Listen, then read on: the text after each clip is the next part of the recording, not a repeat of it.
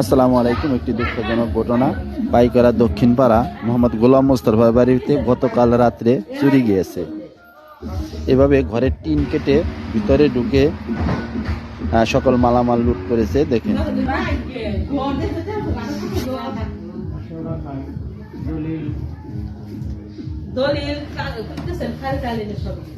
ভিতর থেকে ওইখান দিয়ে হাত দিয়ে খিল গুছাইছে, খিল গুছে ঘরের ভিতরে ঢুকছে। আমার নিজের আপার কাছে শুনেন কি কি নিছে, এখানে আপার কাছে মুখ থেকে শুনেন কি কি নিছে। মোবাইল নিছে, ছেলে মোবাইল নিছে, ছেলের ঘরে আটকে রাখছে বাইসিকল দিয়ে। পরে যে কেসের ফাইল নিছে, মারার কেসের ফাইল, দলিল নিছে বাড়ির জমিনের। আরো কি কিছু নিছে? আর নিতে পারে নাকি আমার কানের দুল আছে, কানের দুল নিছে, চেন নিছে।